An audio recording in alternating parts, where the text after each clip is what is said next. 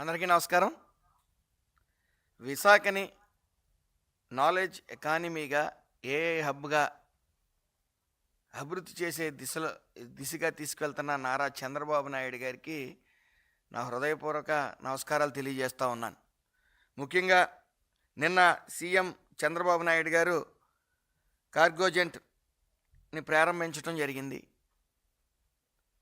మరి అందులో భాగంగా సిఇఓ గారు 25,000 ఉద్యోగాలు భర్తీ చేస్తాం త్వరలో అని చెప్పి కూడా ప్రకటించడం జరిగింది. అదేవిధంగా మన సమ్మిట్లో 13.5 లక్షల కోట్లు పెట్టుబడులు కూడా రావటం, గతంలో 20 లక్షల కోట్లు దాటి పెట్టుబడులు రావటం, సర్వవేగంగా విశాఖ అభివృద్ధి చెందుతూ ఉంది. అయితే ఈ కోడిగుడ్డు మంత్రి మరి అనేక హాస్యాస్పద వ్యాఖ్యలు చేస్తూ ఉన్నారు. ఇన్ఫోసిస్ని మేము తీసుకుని వచ్చాం, అసలు విశాఖని అభివృద్ధి చేయడంలో మాకు ముందు చూపు ఉంది, వెనక చూపు ఉంది, మీరేం అభివృద్ధి చేశారయ్యా? గంజాయి హబ్గా, ఫ్యాక్షనిజం హబ్గా మీరు మార్చారు. ప్రజలు గమనిస్తూ ఉన్నారు. ఎక్కడ పెట్టుబడులు ఫేక్ పెట్టుబడిదారులు వస్తూ ఉన్నారు, వాళ్ళకి భూములు కేటాయిస్తానని చెప్తున్నా ఉన్నారు. అనేక అవినీతి కేసులు మీరు చంద్రబాబు నాయుడు గారి మీద పెట్టారు. అవి ఏమైనా నిలబడతా ఉన్నాయా? ఒక్కొక్కటిగా వీగిపోతూ ఉంది. మీ నాయకుడు జగన్మోహన్ రెడ్డి గారికి దమ్ము లేక కోర్టుకు వెళ్ళే విధానాన్ని మరి పక్కదోవ పెట్టించి అనేక అర్జీలు పెడతా ఉన్నారు ఆయన కోర్టుకి. మీకు దమ్ము ధైర్యం ఉంటే అది వేగవంతంగా ముగించమని సహకరించండి కోర్టులకి. ఈ రోజున నిరుద్యోగ సమస్య, గంజాయి సమస్య, ఫ్యాక్షనిజం సమస్య, అనేక భూములు మీకు ఇవ్వకపోతే 22,000 పెట్టడం, అనేక రకాల హింసలు పెట్టారు. ఈరోజు మీద ఏదో అభివృద్ధి చేసాం, ఆ కంపెనీని తెచ్చాం, ఈ కంపెనీని తెచ్చాం అని చెప్తా ఉన్నారు. మీకు సిగ్గుందా అసలు? ప్రజలు గమనించారు అన్నీ, మీరు చేసిన పనులన్నీ. అది రిషికొండని కొండనంతా గోకి అక్కడ ఒక ప్యాలెస్ కట్టారు. ఆ ప్యాలెస్లో అమౌంట్ 30 లక్షలు, మళ్ళీ దానికి సీవ్యూ ఈయనకి. ఏం చేస్తూ ఉన్నారు? ప్రజలు గమనించలేదు అనుకుంటా ఉన్నారా? లేనిపోని వ్యాఖ్యలు చేయటం. ఈ పీపీపీ మోడల్లో మరి మెడికల్ కాలేజీలుని తప్పుదోవ పట్టిస్తూ మరి ఏదో ప్రజలకి నష్టం జరిగిపోతూ ఉందని చెప్తా ఉన్నారు. పూర్తిగా మెడికల్ సీట్లు మీరు ఇచ్చిన దానికన్నా ఎక్కువ మెడికల్ సీట్లు ఇచ్చే విధానాన్ని తీసుకురావడంతో పాటు పేదలకు వైద్యం సక్రమంగా అందే మార్గంలో ఇవన్నీ ఆలోచించి చేస్తే మీరు తప్పుదోవ పట్టించడం, ప్రైవేటీకరణ చేసేసరిని అల్లరి చేయటం, కోటి సంతకాలు మళ్ళీ దానికి. అయ్యా, మీరు కోటి సంతకాలు అనేవి మీ కార్యకర్తలు సంతకాలు పెట్టలేక అనేక ఇబ్బందులు పడతా ఉన్నారు. మరి ప్రజల దగ్గరికి వెళ్లకుండా కార్యకర్తల చేత ఒక్కొక్కరి చేత 2 సంతకాలు పెట్టించుకోవడం, వాళ్ళ చేతులు లాగేస్తున్నాయని గోల పెడతా ఉన్నారు. మీరు సంతకాలు పెట్టవలసింది కోటి సంతకాలు దాని మీద కాదు.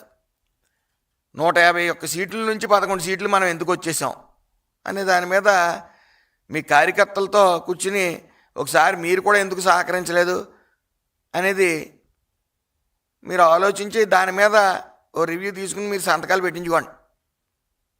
ఓ 25-30 సంవత్సరాల తర్వాత మీరు అధికారంలోకి వచ్చే ప్రయత్నం చేయండి.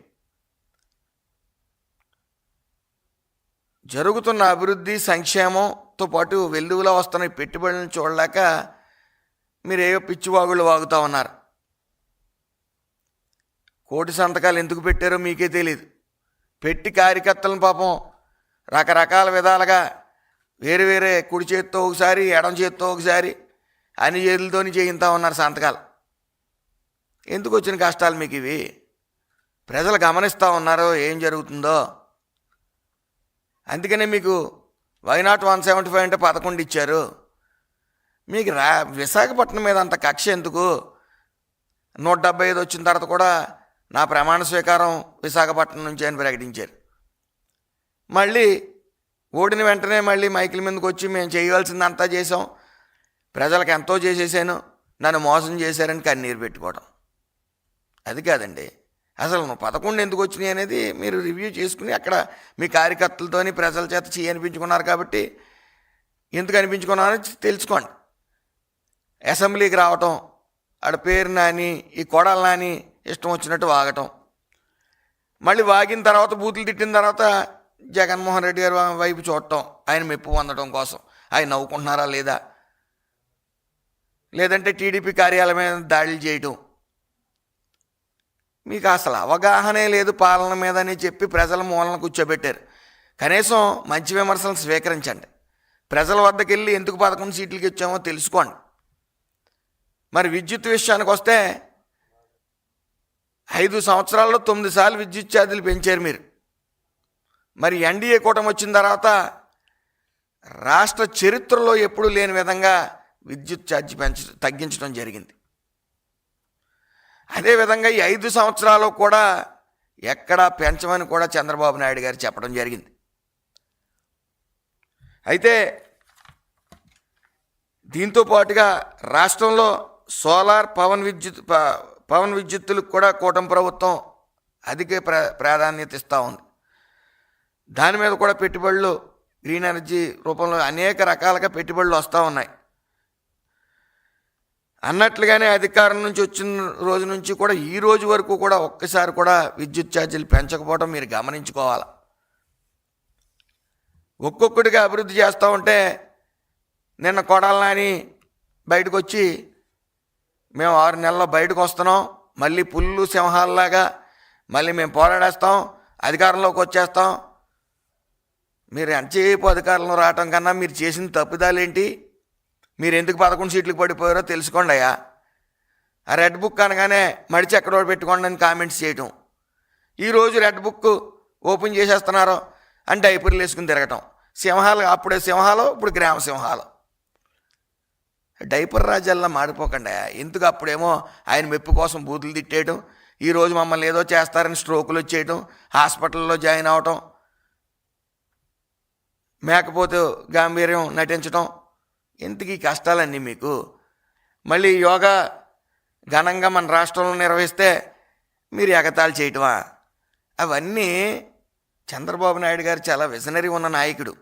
ఆయన మీకోసమే ప్రత్యేకించి వీళ్ళ మానసిక స్థితి బాగలేదు, వీళ్ళు మానసిక స్థితి మెరుగుపరుద్దాం అని ముఖ్య ఉద్దేశంతో యోగా లాంటి ప్రాక్టీస్ చేస్తారు మీరని చెప్పి అవన్నీ ఘనంగా నిర్వహిస్తూ ఉన్నారు.